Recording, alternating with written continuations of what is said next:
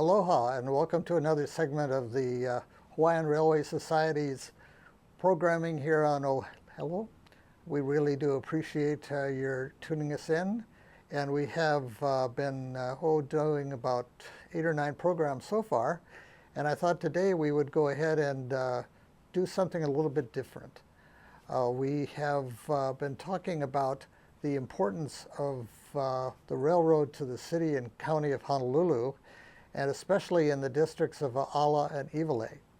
So we will go ahead and show you a series of photographs and maps so that you can see about what a great effect this transportation innovation in the Hawaiian Kingdom did. Now this is a map of the city of Honolulu, approximately I'd say about 1850. If you look at the map, you'll see in the center bottom the coastline, and you'll see an oblong marking over there, which is basically the Honolulu Fort, with Fort Street going Mauka up to the top. On the right is Kaka'ako. You can see some areas in dark color which show ponds that were there, or which were called locos. And on the left, you'll see a dark area with what were actually mud flats in the area of Iwilei, which means collarbone in Hawaiian. And just a little bit to the right of that, you'll see Nu'uanu Stream, and you can see the Nu'uanu Stream is not the straight stream bed that we know today.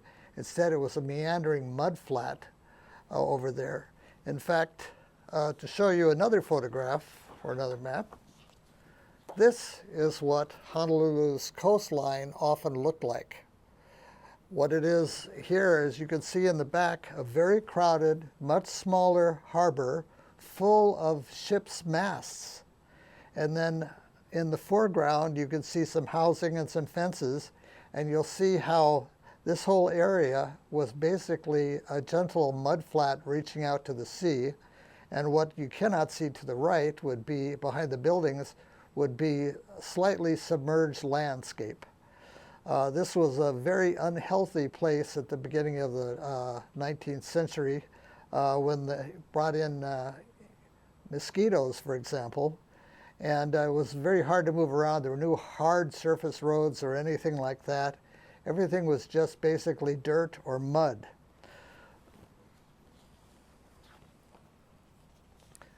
This next photograph will give you an idea of what the area, what we know as Aala today, generally looked like. Now, if you look at this photograph in the background, you'll see the Ko'olau Mountains, you'll see the notch of Nu'uanu Valley, and you're going to see a lot of trees.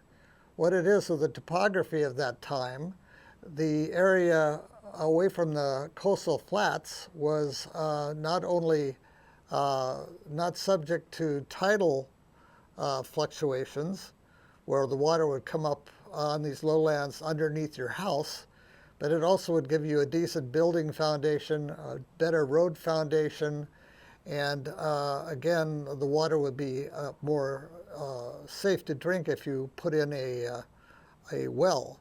Now, these are some children playing, and you can see the amount of water that's draining all over this flat landscape over here, which is what a lot of areas where Kaka'ako was like this way, for example. The area farther Mauka beyond those trees had at one time been a very fertile area for taro growing. And Nu'uanu had been the same way, and you had a Y, which would come down, which were streams that had been channelized by the native Hawaiians down into the mudflats here at the shore. The next photograph I want to show you to give you an idea of what we're looking at. This is Iwilei. After it started getting filled in, especially the area between the Iwilei Mound and what is the city of Honolulu. You'll see a road on this photograph across the stream, or the loco there. That is King Street. Now, in much of Honolulu, over 2,000 acres of land Mackay of King Street, both in this area, in, for example, Waikiki, Iwilei, are fill in one form or another. It may be just a few feet, or it may be quite a number of feet, 10 feet. And what happens is as the city was growing, they needed more buildable land. And you had, again, all these mud flats along the Mackay side. So, for example, Dillingham came in and he got a permission from the King Kalakaua in 1889 from the Hawaiian legislature, and to build a railroad, and he wanted to build his railroad station as close as he could to town. Well, the areas that were most available was the area in Iwilei, between Iwilei and the King Street, what we call North King Street today. So in this photograph, if you look at the very top, this is taken after 1900, you'll see a very large building in the left of center. That's the Alexander Young Hotel. If you go to the right, which is Mackay, you'll see another high-rise on the horizon. That's the Stengenwald building. And if you go even farther to the right, you'll see a rounded roof, and that's the Hackfeld building. You see this particular photograph showing that we had at this time billboards, and you see all this wood stacked up, which had been brought in from the Pacific Northwest. And remember, by 1900, we'd had 3 major fires in Honolulu. And so what they did was they forced all the contractors to take their lumber and keep it out of the town center. And so they stacked a lot of it here in Iwilei. And if you look to the very front of this photograph, you can see the railroad lines. And you'll also see some marshy land. And again, the original surface of this area was low, subject to tidal, flat conditions. So the railroad ended up raising the ground about 3 or more feet. In our next photograph, this is Honolulu Harbor on the Ewa side. This particular photograph shows a change, for example, in technology for ships. They're less masted ships, and you're going to start seeing about this time ships that are burning coal. But what's also interesting about this particular photograph is you can see the tidal flats on the right, and on the left, the deeper water, and you can see again that they have raised the surface of the area about 3 or more feet. They couldn't have the trains go through anything lower than this because it would quickly rust out the wheels and other parts of the railroad lines. In our next photograph, this is the first station, the 1889 station of Dillingham's Oahu Railway and Land Company. If you look at the photograph itself, you'll see a lot of rocky material in the front. What that is Dillingham is taking material from Honolulu and other places, hauling it on his trains, and dumping it over here to raise the space, the land that he wants to develop as a full-scale rail yard. What I really like about this photograph is on the left you'll see the outline of Punch Bowl, and then you'll see a fence, and then you'll see one of our steam locomotives. These are, several of these are at the Hawaiian Railway Society yard. You'll see right behind the engine where the coal is stored, but it's not yet being burned in the cab. You'll see 2 passenger cars, and then a car that would carry things like horses or supplies, etc. The building immediately to the right, which is on North King Street, is the Chinese Theater. At this time, by the turn of the century, most of our Chinese population was off the plantations and doing other activities that were more remunerative, in the city. Our next photograph is again of the railway station. This is from a different side. Now the railway was very important to getting people around because Hawaii for a long time skipped moving from trails to railroads. If you were traveling at the first part of the 19th century around the island, you would go by ship, small shallow draft ships that would stop at places like Aiea. But when overland transportation started, they were mostly just trails. The railroad allowed large types of things to occur in the countryside. So here you see a whole bunch of people waiting at the original 1889 station. Some of them are soldiers, some of them are regular citizens, some of them are families, and they're waiting to catch the Honolulu Railway HRT transportation systems around into the major city. And you can see how built up the area along King Street has now gotten because of the railway over there. Some of those buildings on the right would last until maybe 1960 in the community. The next photograph we're going to show is again of the old station. But what it is this is showing how much the transportation system worked around the island. You've got a whole bunch of soldiers who had come off ships and were headed to Schofield Barracks. And you can see how the city is developing by looking at the telephone pole. Look at all the wires that are up there. Again, King Kalakaua was a very forceful person when it came to innovation. He did things like electrifying Iolani Palace and putting in telephones very early. What's interesting, though, about this photograph, again, if you look on the extension of the railway station to the right through that last arch, you're going to see one of the very first automobiles in Honolulu. And more indicative of the time, to the right and a little bit in the back, you see a wagon and a horse, which would have been the more common way of people to get around.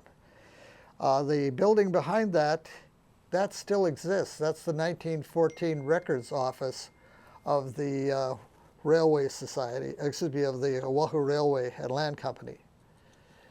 And because the government was recognizing the fact of all the development going Ewa side of town, this is Nu'uanu Stream.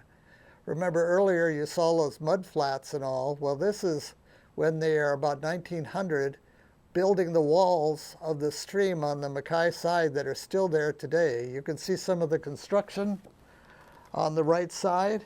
This is after the last Great Fire of 1900. They're going to build another wall on the left side, the Ewa side of the stream. And what's fun about this is they're moving a whole house across the stream.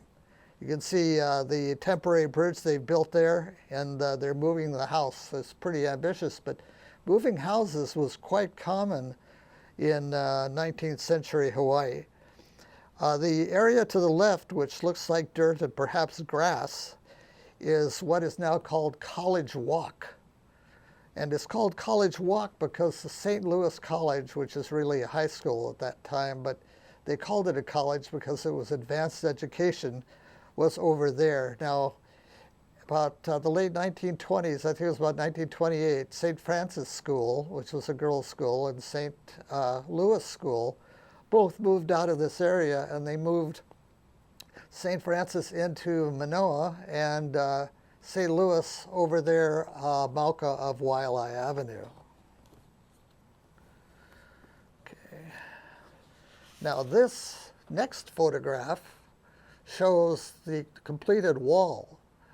This is on the Ewa side of Nu'uanu Stream. The stream has been straightened, and you can, going from left to right, you'll see a building on the far left in the background. That is called the Aala Rengo, and that is probably the first true shopping center in Hawaii. What it is that it was just Diamond Head of the railway station. People would come out and be looking for supplies, or they might be transferring between the HRT and the ORNL and looking for supplies, and they would go ahead and go to the Aala Rengo. It had all kinds of things. One of its famous tenants, if you're a local person, you'll have heard of Sato Clothiers. They began in the complex. In the center, those trees mark the Ewa side of what was then Aala Park. Aala Park at that time was only the Diamond Head half of the present park. And then when you look to the right, you'll see a bunch of buildings with Japanese lettering.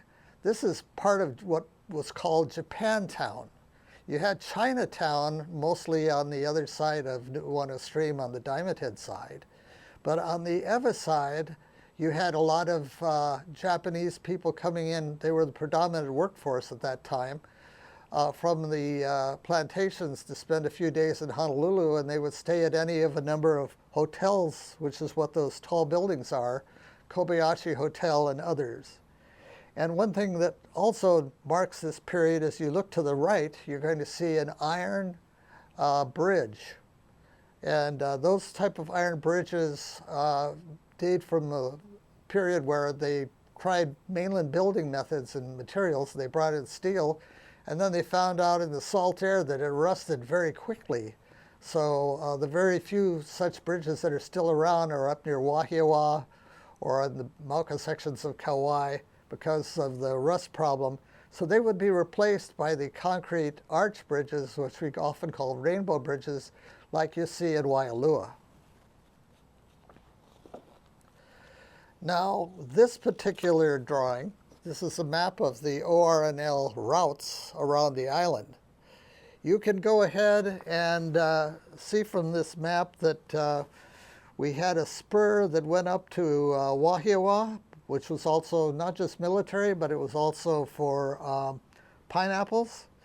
And the lines went to the Oahu sugar plantation, the Ewa sugar plantation, the Waianae sugar plantation, Kahuku and Waialua sugar plantations. And there were even sugar plantations down the windward coast. The railroad could take you all the way along with the Ko'olau Railway to Kahana. So if you wanted to go from Kahana to Honolulu, then you would go around Kahuku and Kaiana Point. If you want today to go from that area to Honolulu, you'd probably take the 1931 roads, which would go in the opposite direction. Now, that connection to the plantations was very important because until the railroad could allow the movement of bulk freight, you couldn't have any major commercial plantations. It was just, the roads were so junk that it was just impossible. So when the railroads came in, it was changed the whole topography, the whole population and everything of West Oahu and even the northern sections. They could go ahead and carry huge amounts of sugar.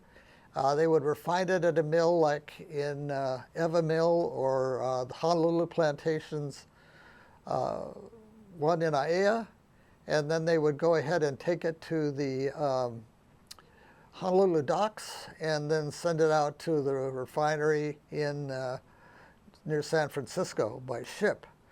But because there was all this connection here, the railroads allowing the plantations to develop, the plantations needed labor. The labor came from all over the world, creating our multi-ethnic population. So the railroads were the foundation for the plantations, which were the foundation for our popular cultures today. So this is what happened. This is a 1920 strike. Remember, the initial plantations were very paternalistic and very closed. They even had their own police departments on the plantations at one time. And a lot of the people who came to Hawaii with great hopes, they were disappointed, of course, with the conditions, and a lot of the time they went on strikes. We had ethnic strikes, and eventually the ILWU combined the different ethnicities and had more successful strikes. This is a 1920 strike in Aala Park. That's where they got off the train, or they literally walked into town, and that's where they met. And what's interesting about the photograph in the center you might see is a picture of Abe Lincoln. These people had already been imbibed with the ideas theoretically of equality and becoming American citizens. Their children were American citizens, and they wanted to show that they should be treated the same as anybody else. So they would go ahead and carry these pictures of Abe Lincoln and all. And you can see that it's a big mass of people, and this was a big, big issue with labor throughout the early 20th century. Now, the park near the station in this photograph has got a totally different thing than an unhappy group of people demonstrating for justice. This particular photograph is also of the Nu'uanu Stream and Aala Park, but this is a parade. Just to give you some ideas of what you're looking at, again, you see Punch Bowl on the right, Round Top in the middle, Aleva Heights more to the left on the top, and in the center you see the park. Now they've actually built a park pavilion on the Mauka side over where the skateboard park is now, and you have a parade. Now parades were big things pre-television. You know, everybody get together, it was a holiday, you get to see something different than working 6 days a week, which was a common thing in those days. And you could see a float of a turtle over here on the bottom left. These, like some of the other Aloha Day floats, could get really elaborate, but they also could become very innovative using just the materials they had. And there's one other thing I want to point out in this photograph. Between the two trees here in the front, just above the crowd, you're going to see a building. You can just barely see it. But that's a very important building in Honolulu's history because that's the first public restroom in the city. If you wanted to go and you didn't know a private party downtown, you had to walk to Aala Park, but at least there was one at that time. And the last photograph that I want to show today on this particular meeting is this particular photograph. It is of King Street. And this again is how important Aala Park and Aala was a vibrant place. People would come here and do things from all over the island, like we do in Kapiolani Park today. On the left is the Aala Rengo again. It's a block-long building, and it had lots of different shops in it, clothing, food, furniture, everything you could possibly need.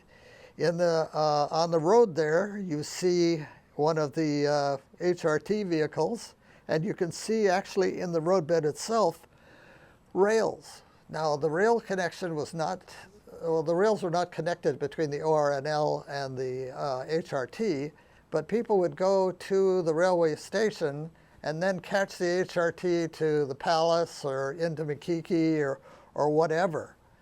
And to the right, you can see that they're having a fair. You know, there's a Ferris wheel there, and there are all kinds of different things for the children of those period to enjoy and the families to get together for a family outing.